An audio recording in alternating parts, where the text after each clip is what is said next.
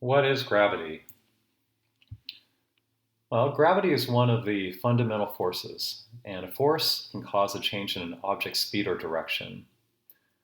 Now, early man would have noticed the gravity long before Newton, although it's often described with Newton and an apple in a tree. But even before Newton's time, Galileo performed gravitational experiments in the late 1500s, and he found that all objects, regardless of mass, fall at the same rate. Now back to Newton. He concluded in 1687 that the force of gravity is dependent on the mass of two objects and the square of the distance between those objects. In 1915, Einstein published general relativity, right? And that corrected some of the issues in Newton's work. And he described gravity as the warping of space-time by objects with mass. And it looks something like this, according to Einstein: the curvature of spacetime. Now, in 2015, scientists observed what is believed to be gravitational waves, and can be defined, perhaps, as a ripple in spacetime. But one thing that remains undiscovered is a theoretical particle called the graviton. And that's the particle that accounts for gravity in the Standard Model, and it's elusive and is yet to be found. Now, for an explanation, we're going to go back in time again to 1748, when Lesage proposed the push theory of gravity to explain Newton's work. And despite attempts to resurrect the theory, it never really got anywhere. Even into the 1900s and 2000s, the model has flaws.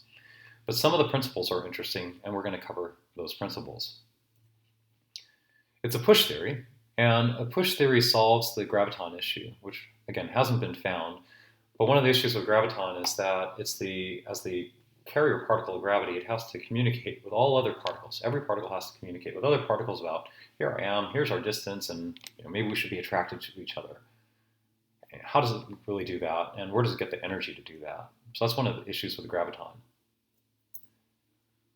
So as a push force, it looks something like this. It's a shading effect where unequal forces push two objects together, right? So imagine a stronger force on one side, on the left, and also on this side, on the right. And in the middle, there's less of a force. Why? Because it's absorbed by mass. And so it produces a shading effect, and those objects are attracted. All right, but if it's push force, what causes that force? Well, Lesage originally proposed particles colliding with objects as that force, and that would be spherical, coming from all directions, but you just see it coming from left and right for illustration here.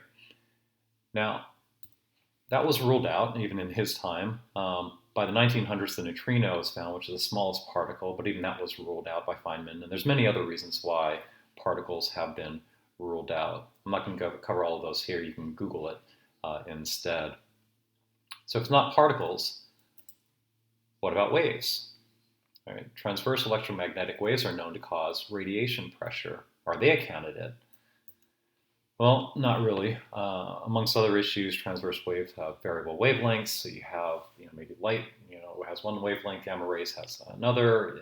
It's not consistent. What would cause it to be perfectly spherical? There's many different reasons why electromagnetic waves are also ruled out. But what about longitudinal waves? And it would have to have a constant wavelength, to solve the one issue with electromagnetic waves. Now, longitudinal wavelengths could satisfy the conditions, and it would look something like this, right? Where you see that shading effect in the middle is just described with thinner lines. It just means that the longitudinal wave amplitude is smaller than it is on the exterior sides. All right, so that would work. Problem is we've traded, solved one problem, but we traded it for another, which is, what are those waves? Longitudinal waves. Well, particles are waves, right? That's known in science. It's called the wave-particle duality. But now if you consider that particles arise from longitudinal waves, right, as part of energy wave theory, it can explain this. One, particle mass. See that little shaking there in the middle is the standing waves created by in and out waves that are longitudinal. Second, as the particle core, just that core of that particle spins, It creates a transverse wave. That's what we see as magnetism. And that energy that it took to create magnetism is lost in the out wave. And that loss of amplitude, see that little shaking there in the traveling waves, what comes in versus what comes out, has a slightly lower wave amplitude. It's incredibly small. For proof, you can either see the other videos on mass and magnetism for number 1 and 2, or go to the website. I'm just going to cover number 3 here in this video. All of this, by the way, is explained using the conservation of energy principle. One wave, what comes in, what goes out, are two different types of wave, but perfectly conserved for energy. Now, back to gravity again. Gravity is not observed in particles because the electric force dominates. Electric force is longitudinal waves, and it's constructive for particles that are spaced at wavelengths in phase.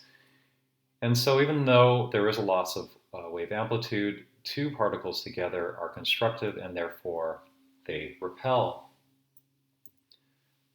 A proton is different. A proton is antiphase, so therefore it is destructive wave interference, the reason why an electron is attracted to a proton. And in an atom, all of this, it's neutral because of destructive wave interference has canceled the electric force. Now, gravity is able to take effect, but it's incredibly small, right? It's hardly noticeable for two particles. And the reason is because that missing energy is the equivalent of about 10 to the 37 protons. Right? That's the ratio between the gravitational force and the electric force, at least for the proton. However, in a large body that consists of many, probably 10 to the 37th or more protons, now you've got something that equals the electric force, or is even greater than the electric force once you accumulate that many atoms. And what has that many atoms? A large body, such as a planet, like Earth. So the particles are now attractive, but it's attractive due to the shading effect. And that shading effect looks something like this. We go back to the picture of longitudinal waves, where the Earth is really the one absorbing a lot of that, and it's absorbing it because of particle spin. Fully compliant with the conservation of energy, gravity is a loss of longitudinal wave amplitude as a result of particle spin, because some of that spin is converted to a transverse wave. Proof of the G constant, Bohr magnetism, and Bohr magneton, and a lot of gravitational calculations can be found at energywavetheory.com. Thank you. Have a good day.